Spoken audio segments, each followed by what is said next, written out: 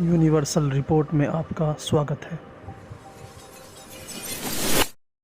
Universal report में आपका स्वागत है। दोस्तों, मैं आपके सामने हाजिर हूँ एक ख़ास रिपोर्ट लेकर। आपको सुनकर हैरानी हो सकती है, लेकिन ये सच है कि कुरान की शिक्षा ने बेशुमार वैज्ञानिक पैदा किए। कुरान ने अनगिनत वैज्ञानिक प्रतीक की ओर इशारा किया है।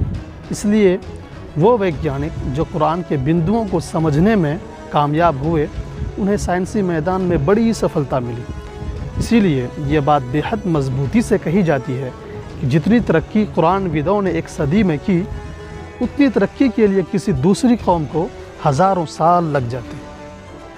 कुरान अपने जानने वालों में संकल्प शक्ति, स्थिरता और मान्यता की शक्ति पैदा करती है, क्योंकि कुरान सिर्फ ध्यान, प्राकृतिक अध्ययन पर ही जोर नहीं देता, बल्कि यह वैज्ञानिक सिद्धांतों पर भी निर्देशित करता है। ये दुनिया में सबसे पहला स्रोत है जिसने रिसर्च के दिलकश तरीके सिखाए।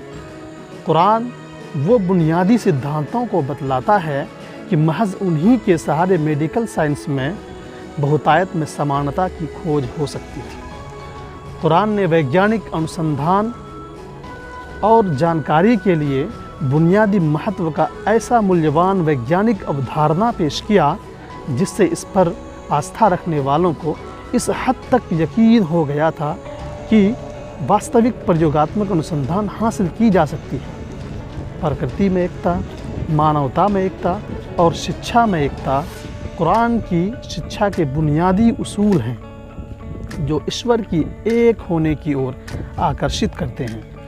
यूरोप आज जिस विज्ञान पर गर्व कर रहा है, इस्लामी विचारकों की देन है। वो देन इस किताबुल्लाह की वजह से है, जिसे मुसलमानों ने गंवा दिया और सिर्फ कुरान पढ़ने पढ़ाने मात्र मुसलमानों के हिस्से में रह गया, जबकि जीवन एवं प्रकृति पर आधारित कुरानी शिक्षा को यूरोप ने अपना लिया।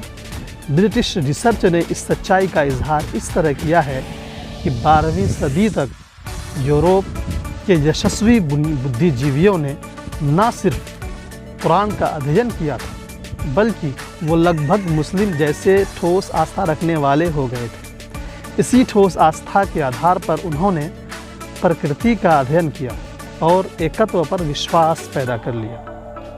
प्रख्यात मेडिकल साइंटिस्ट जेम्स हैपवुड जीन्स का कहना है, धर्म जीवन का अनिवार्य हिस्सा है, क्योंकि ईश्वर पर ईमान लाए बगैर विज्ञान के बुनियादी मुद्दे का समाधान ही नहीं हो सकता। प्रख्यात समाजशास्त्री जेम्स ब्रिज ने यहाँ तक मान लिया कि धर्म और आध्यात्मिकता के संयोजन से विश्वास और अभ्यास के एक संतुलित व्यवस्था के गठन पर इस्लाम से बेहतर कोई धर्म नहीं। मुसलमानों ने कुरान करीम से दिशा निर्देश हासिल करके अहम वैज्ञानिक आविष्कार किए, क्योंकि विज्ञान सच्चाई और हकीकत की तलाश करती है और कुरान सच्चाई और हकीकत को अपनाकर ईश्वर तक पहुंचने का रास्ता बताता है। इसलिए मुस्लिम वैज्ञानिकों ने सच्चाई की तलाश में अनगिनत सच की खोज किया और अधिक अधिग्रहण के लिए बहुत से आविष्कार किए, लेकिन यूरोप ने बहुत से लेखकों का लैटिन में अनुवाद कराया और फिर उसे अपने नामों से जोड़ दिया। मुस्लिम लेखकों के नामों को छुपाने के लिए उनके नामों को लैटिन का रूप दे दिया गया। जैसे जाबिर बिन हय्यान का नाम जेबर करके उसको यूरोप का फादर ऑफ केमिस्ट्री कहा गया। इब्न माजा अबू बकर के नाम को बदलकर लैटिन में आवेम पाके कर दिया गया। इब्न दाऊद को आवेन देंथ, अबू मोहम्मद नसर फाराबी को फाराबियोस, अबू अब्बास अहमद अल-फरगानी के नाम को अल-फरगान्स, अल-खलील के नाम को अल-कुली, इब्न रशद के नाम को एवेरूस और अब्दुल्ला इब्न बतानी के नाम को बातागेनोस कर दिया गया। इस तरह से अनगिनत मुस्लिम वैज्ञानिक ऐसे हैं जिनके नाम को बदलकर उनके आविष्कारों और कारनामों को यूरोप ने अपने नाम कर लिया।